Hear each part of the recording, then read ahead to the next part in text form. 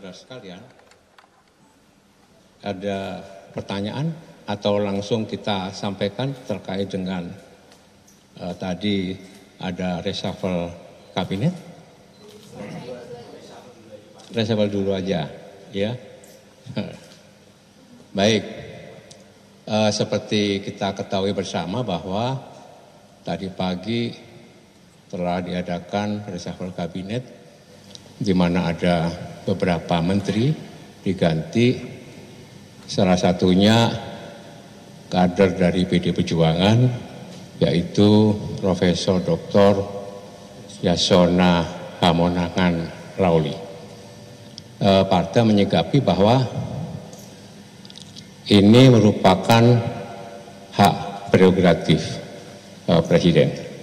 Jadi silahkan saja, tetapi kita perlu memberikan catatan dan pertanyaan. Yang pertama, apakah Pak Yasona itu di reshuffle padahal kabinet kurang berapa? 2 bulan gitu, karena alasan strategis tentang efektivitas pemerintahan atau karena alasan politis. Karena Pak Yasona mungkin ditegur karena tidak meminta persetujuan kepada Presiden atas pengesahan perpanjangan kepengurusan DPP partai kemarin. Karena untuk pengesahan kepengurusan partai harus melalui Kemenkumham. Yang pertama. Yang kedua, apakah Pak Yasona ini diberhentikan karena sebagai kader partai beliau kemarin mengikuti acara deklarasi di Medan, yaitu deklarasi untuk mencalonkan Pak Edi Rahmayadi. Itu pertanyaan yang kedua. Tapi partai menganggap silakan saja, asalkan betul-betul itu dilakukan secara benar dan baik. Yang ketiga, apakah kita di dalam melakukan reshuffle kabinet itu tidak dibatasi atau tidak berpikir adanya etika pemerintahan. Umumnya kalau kita mau berhenti, umumnya yang terjadi secara etika ya, sebagai pejabat itu tidak melakukan pengambilan keputusan strategis yang nantinya akan bisa menjadi dalam tanda kutip beban bagi pemerintahan selanjutnya. Oleh karena itu, kita juga mempertanyakan apakah reshuffle kabinet itu juga hasil dari Pak Jokowi dengan Presiden terpilih, yaitu Pak Prabowo. Karena kita melihat tadi Pak Prabowo tidak menghadiri acara pelantikan dan pengambilan sumpah ya reshuffle tadi pagi. Saya melihat beliau tidak hadir. Sebab apa? Sebab dengan kebijakan-kebijakan strategis ini bisa membebani pemerintahan berikutnya, misalnya terkait dengan penempatan seseorang dalam jabatan strategis. Bayangkan, cuma kurang 2 bulan, 43 hari efektif. Oleh sebab itu kami menganggap bahwa ini merupakan satu peristiwa politik dan menjadi event atau kesempatan dari Pak Jokowi untuk mengkonsolidir kekuatannya dalam rangka mengontrol atau mendesakkan orang-orangnya pada pemerintahan yang akan datang. Itu beberapa hal yang perlu saya sampaikan dalam kesempatan yang baik ini. Maka daripada itu, di dalam menjalankan pemerintahan, sekali lagi, meskipun itu merupakan hak prerogatif Presiden, tetapi ada etika. Etika pemerintahan. Pak Rohmin Dahuri ini juga pengalaman pernah menjadi menteri di zaman Gus Dur dan Bu Mega. Dan Bu Mega sebelum lengser, sebelum berhenti, tidak pernah mengambil kebijakan-kebijakan strategis yang nanti akan membebani pemerintahan Pak SBY. Ya, hal seperti ini dan Pak Adian mungkin bisa memberikan tambahan. Iya, saya kira bagi kita yang educated ya, terdidik dan berhati nurani baik ya, bahwa memang reshuffle kabinet itu prerogatif presiden ya. Tetapi di seluruh dunia dan fakta sejarah membuktikan bahwa yang namanya penggantian presiden tinggal tadi berapa 43 hari, biasanya yang kita sebut dengan lame duck government, artinya tidak boleh mengambil kebijakan strategis.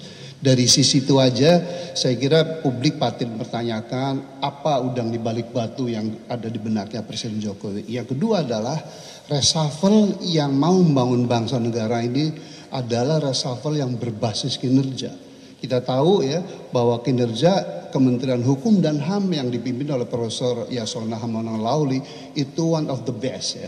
Ini juga menimbulkan pertanyaan buat kita ya. Jadi sekali lagi kalau segala macam itu untuk kepentingan pribadi, keluarga ya termasuk reshuffle ini itu tidak baik untuk bangsa. Dan yang terakhir implikasinya memang akan sangat membebani presiden terpilih berikutnya gitu ya.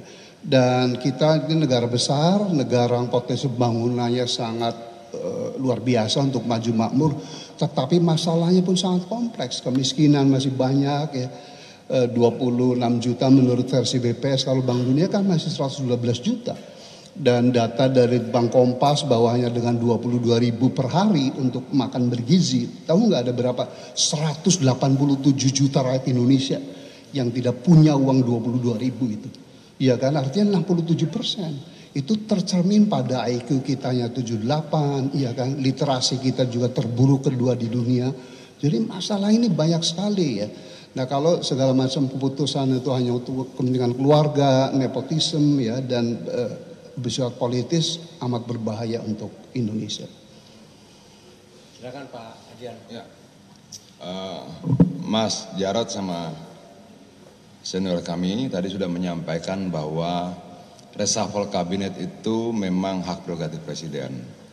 Tapi dalam hukum kita mengenal adagium bahwa wibawa sebuah keputusan tidak lahir dari siapa yang mengambilnya, tapi lahir dari dasar-dasar pertimbangan keputusan itu diambil. Artinya bahwa menjadi penting bagi kita untuk melihat keputusan ini dasarnya apa. Kalau dasarnya adalah kinerja, Pak Yasona itu sudah bersama dengan Jokowi sudah masuk periode kedua ya, dari 2014, 15, 16. Apakah kemudian menukar teman lama dengan teman baru menjadi sebuah kebiasaan? Ataukah memang ada hubungannya dengan kehadiran Pak Yasona dalam deklarasi Pak Edi Rahmayadi? Ataukah memang ada hubungannya dengan perpanjangan masa jabatan DPP PD Perjuangan dan penambahan yang ditandatangani oleh Pak Yasona? Atau ada apa? Atau jangan-jangan akan ada produk hukum yang akan dikeluarkan dalam waktu 43 hari ini yang mungkin tidak disetujui oleh Pak Yasona, atau Pak Yasona dianggap sebagai gangguan atau hambatan untuk keluarnya produk hukum dalam 43 hari terakhir ini. Artinya ada banyak sekali tafsiran dugaan di balik peristiwa reshuffle ini. Kalau yang disampaikan tadi juga, apakah reshuffle ini juga menjawab persoalan rakyat? Apakah reshuffle ini menyelesaikan persoalan pengangguran, kemiskinan, tutupnya pabrik, tambahnya PHK dan sebagainya? Apakah reshuffle ini juga menjawab tantangan bagi para pelajar, mahasiswa, kaum terdidik dan sebagainya terhadap problem-problem mereka atau tidak? Atau reshuffle ini hanya menjawab kepentingan kekuasaan saja? Artinya ketika kemudian dia ternyata tidak ada hubungannya dengan problem-problem kerakyatan, dia cuma menjawab kepentingan kekuasaan saja, nanti rakyat bisa bertanya, lalu pemerintah untuk siapa? Untuk kami atau untuk kamu saja? Kira-kira seperti itu. Nah itu yang kembali pada pernyataan saya di awal bahwa ada adagium hukum mengatakan wibawa sebuah keputusan tidak lahir karena siapa yang mengambil keputusan itu, tapi lahir karena berbagai dasar pertimbangan lahirnya keputusan itu. Ketika tidak mampu dijelaskan oleh negara terkait beberapa peristiwa reshuffle ini, maka itu artinya rakyat diperbolehkan untuk bebas menafsirkannya, bebas menduga-duganya, bahkan bebas mendapat kesimpulan. Kenapa? Nggak ada jawaban. Kenapa? Harus diganti si A dengan si B, apa alat ukurnya dan sebagainya. Menurut saya negara demokrasi adalah ketika sebuah keputusan negara, pemerintah bisa menggunakan alat ukur yang sama yang juga diketahui oleh publik. Kenapa kemudian saya ganti si A dengan si B? Karena 1, 2, 3, 4. Dan rakyat tahu alat ukur itu. Kalau rakyat tidak tahu, artinya itu sangat subjektif. Walaupun sekali lagi betul itu hak prerogatif. Tapi rakyat butuh tahu dasar-dasar pertimbangannya. Terima kasih. Baik, ada tanggapan, pertanyaan? Silakan bebas. Cukup? Oh, silakan. Mas Jarod, mau tanya Mas, berarti langkah yang akan dilakukan oleh PDIP setelah Pak Yasona mundur atau diganti oleh Pak Supratman ini seperti apa? Apakah nanti akan ada pertemuan dengan DPP secara khusus atau membahas ini secara khusus dengan Bu Mega Pak atau seperti apa? Enggak, ini biasa-biasa saja. Karena kita juga menyadari bahwa jabatan menteri itu jabatan politis. Dan ini malah bagus untuk Pak Yasona ya.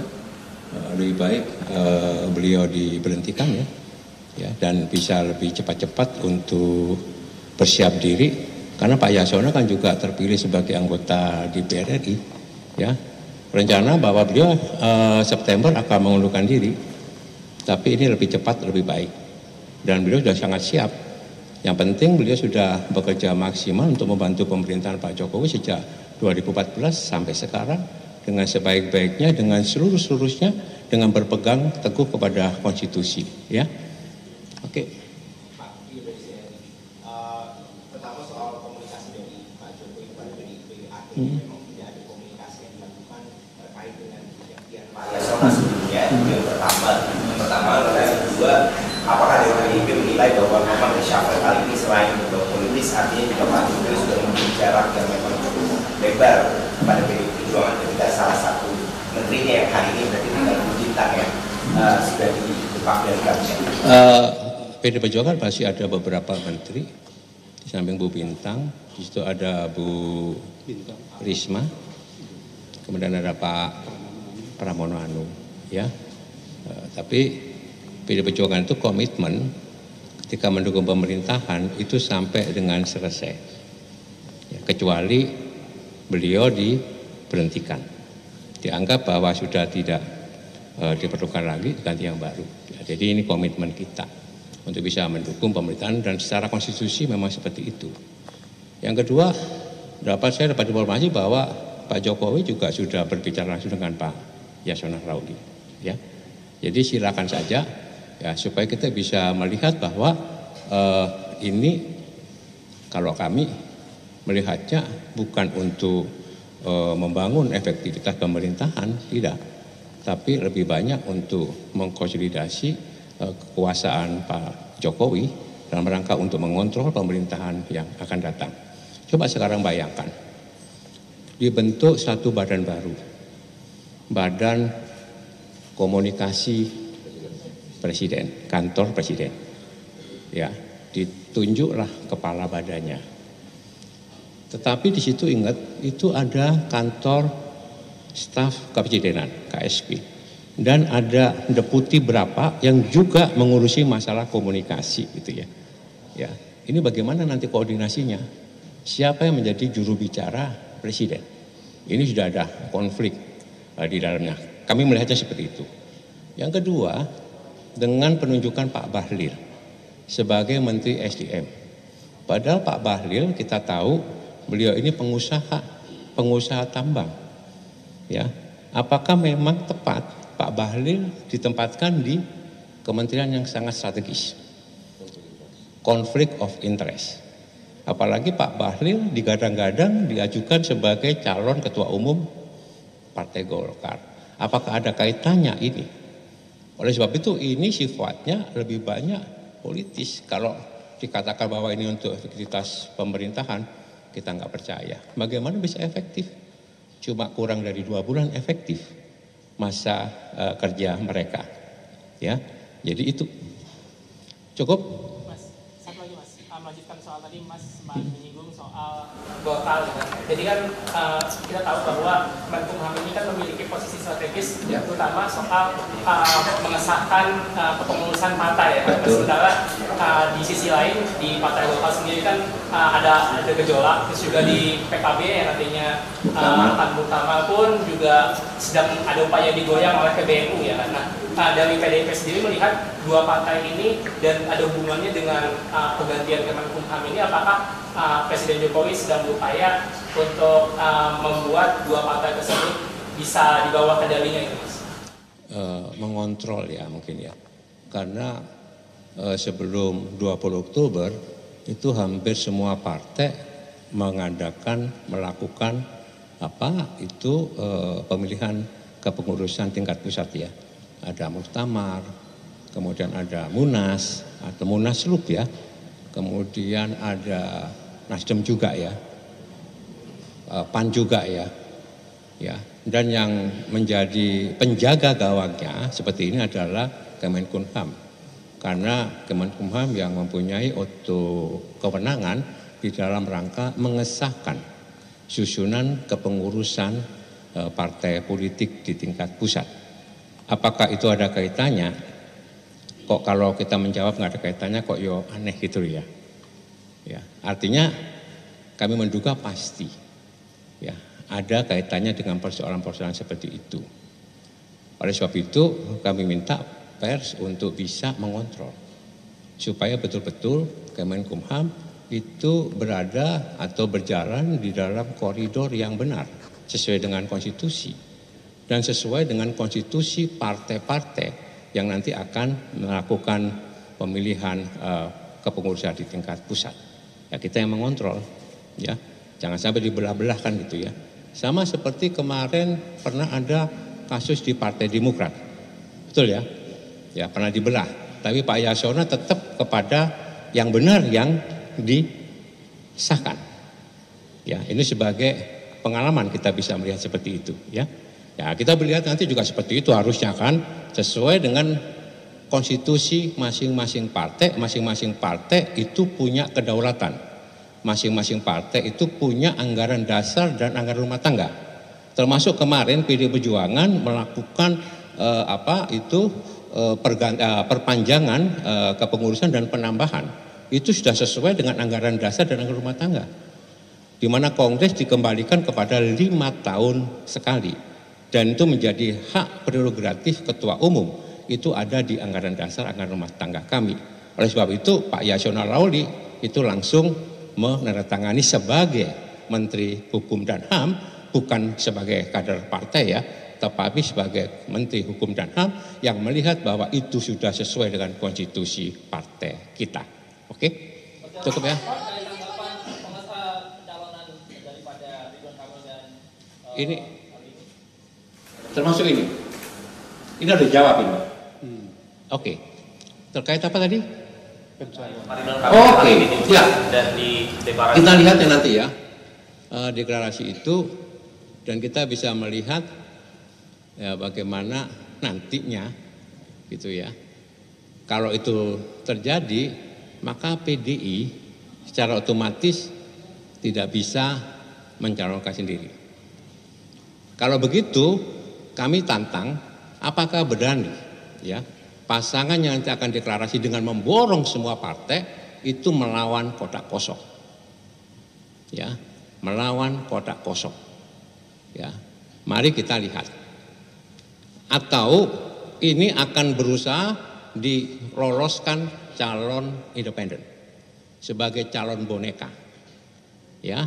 Karena banyak sekali ya ini masukan suara dari warga yang merasa atau membuktikan KTP-nya dibegal, KTP-nya dicatut. Ini sudah pelanggaran yang serius kalau menurut saya. Mari kita kontrol sama-sama ya. Jadi kami tantang gitu, mari kalau seperti itu kita berdiri teguh bahwa PD Perjuangan akan melawan ya siapapun juga yang merusak atau yang membuat demokrasi tidak sehat di kota daerah khusus Jakarta ya, di mana ini menjadi Jakarta itu menjadi magnet, menjadi percontohan perpolitikan di Indonesia ya. Jadi kami akan posisi itu dan kami akan selalu bersama dengan rakyat, yang mana rakyat menginginkan ada pilihan-pilihan yang sehat ya, di dalam pertarungan kontestasi kepala daerah, utamanya di Jakarta ya. Pak. Ada Jakarta atau adakah nanti sampai pendaftaran 27 ada yang Kita lihat nanti sampai tanggal 29 Agustus posisi dinamikanya seperti apa. Tapi percayalah bahwa PD Perjuangan selalu bersama-sama dengan rakyat, dengan akar rumput. Kita selalu mendengarkan suara rakyat. Jadi kita lihat tanggal 29 seperti apa, gitu ya posisinya. Pak Adian, tambahan. Pak Adian ini bahasa sekjen bidang komunikasi, berarti ngomong dulu. Ngomong, ada banyak ngomong kau. Apa sih? Ini Pak Faryamda bilang setelah deklarasi kasus bom ini, bahwasanya Jakarta tidak perlu ada pilkada, cukup pilih saja dan kasus bomnya secara aklamasi, gimana tadi? Oh begini. Yang disampaikan sama Mas Jauh itu betul. Kita tidak pernah khawatir kalau ditinggalkan kekuasaan. Kita cuma khawatir kalau ditinggalkan rakyat, kira-kira seperti itu. Sederhananya kayak begitulah. Nah kalau Fahri Hamzah bilang begitu ya tanya Fahri, masa pertanyaan Fahri dia tanya ke gua. Kita sendiri nggak ngerti maksudnya apa. Artinya bahwa kemarin berapa hari yang lalu Partai A masih dukung Anies, lalu berubah. Ada Partai B masih dukung Anies, lalu berubah. Nah sampai tanggal 29 ada nggak yang kemudian tadinya tidak dukung Anies lalu berubah dukung Anies? Mungkin dong, kemungkinan itu sama saja besarnya. Artinya bahwa jangan kita patahkan, jangan kita tiadakan, jangan kita hilangkan juga kemungkinan dinamika politik yang sangat dinamis itu terus berjalan. Itu loh. Nah, bagaimana dengan sikap PD Perjuangan? Yang pasti kita akan selalu bersama-sama dengan rakyat. Ya. Bang, berarti untuk namanya secara penegasan ya, apakah nanti akan muncul Mas Anies atau Pak Ahok yang paling besar, yang paling kuat di Jakarta sekarang siapa? Bang? Kita berkomunikasi dengan semuanya. Mengenai siapa yang nanti di ujungnya, ya kita lihat prosesnya dong. Begitu loh. Oke, Bang? Ini Bang. Iya, saya kira kita berharap tadi saya perjalanan dari Bogor ke Jakarta tuh meninggalkan El Sinta. Saya catat secara statistik, alhamdulillah itu 75% si komentator dan penanya itu merespon bahwa reshuffle yang dilakukan kali ini adalah reshuffle yang sangat syarat dengan politik, kepentingan kekuasaan untuk Pak Jokowi mengontrol kekuasaan berikutnya, jadi itu good news gitu ya. Dan yang kedua saya ingin bangkitkan kita semua rakyat Indonesia ya, bahwa kalau DKI Jakarta dibuat kota kosong, menurut saya ini perusakan demokrasi yang sangat blunt, sangat jelas. Kenapa? Karena Jakarta itu IPM-nya 85, jadi hampir seperti negara maju. Orang cerdas, orang terdidik, mudah-mudahan ada kebangkitan kolektif ya, bahwa enough is enough gitu ya, bahwa kekuasaan yang sangat brutal sekarang ini ya merusak demokrasi, sistem meritokrasi nggak ada lagi itu ya. Mudah-mudahan ini berkat dari Tuhan ya, bahwa enough is enough itu ya. Dan kami PD Perjuangan hanya berharap itu, dan kami PD Perjuangan akan selalu bersama rakyat, kebenaran, demokrasi. Mudah-mudahan ini membangkitkan kita seluruh rakyat Indonesia untuk bersatu, untuk melawan kezoliman dan kehausan kekuasaan. Terima kasih. Oke, sudah. Berarti apakah PDIP masih lobby-lobby partai untuk tidak mengusung Pak RK dan Pak Sisoko atau gimana? Kami bukan hanya lobby melobi, tapi tetap berkomunikasi yang baik dengan partai-partai yang sekarang ini ya, yang nanti katanya itu mendeklarasikan Kimpres ya, Pak Anies sama siapa ya? Pak Anies, Pak Ridwan Kamil ya. Jadi kita lihat, tapi tetap komunikasi kita bangun ya. Jadi begini saudara sekalian, di dalam berpolitik itu ya dibimbing oleh satu keyakinan. Ya, keyakinan di mana kami PD Perjuangan yakin akan berjuang betul di dalam proses demokrasi ini, bahwa ya pilkada ini hanya menjadi satu sarana, alat, bukan tujuan. Kami yakin berjuang untuk mengajukan nanti kalau memungkinkan dan bisa didengar oleh partai-partai yang ada ya, calon yang betul-betul nanti mewujudkan ya Jakarta sebagai kota yang bersih, berintegritas, anti korupsi, anti nepotis, ya, dan mampu menciptakan kesejahteraan dan keadilan bagi rakyat Jakarta. Kami punya keyakinan itu. Kalaupun keyakinan itu dipatahkan dengan ya praktek-praktek pragmatisme dan jual beli atau borong memborong partai politik, kami tetap berjuang bersama-sama dengan rakyat dan menunjukkan bahwa sikap PD Perjuangan tetap tegak lurus. Saya selalu mengatakan bahwa PD Perjuangan yang punya 15 kursi di DPR itu bukan kursi yang bisa diperjualbelikan. Kalau kita memperjualbelikan kursi berarti kita memperjualbelikan suara rakyat. Itu komitmen yang kita tegang, yang kita pegang. Dan ini akan kita buktikan kalaupun nanti kami yang punya niat seperti itu melayani warga Jakarta dengan sebaik-baiknya, tapi terpotong, kami yakin kami tetap bersama dengan rakyat Jakarta, ya.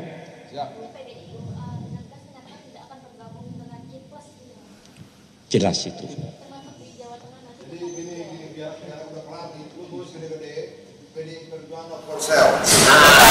Betul. Pasti begitu ya. Apa namanya? Just value-nya tinggi tuh. Menjunjung tinggi prinsip jurnalisme dalam setiap tayangan terbaiknya. Menghadirkan berita bernilai sebagai referensi. Gelar bicara yang tajam. Tidak, ini kan kebohongan dong. Mengupas fakta demi fakta dan mendorong pencarian solusi. Serta investigasi yang mengungkap kebenaran. Rosi, Satu Meja, The Forum, Sapa Indonesia Malam.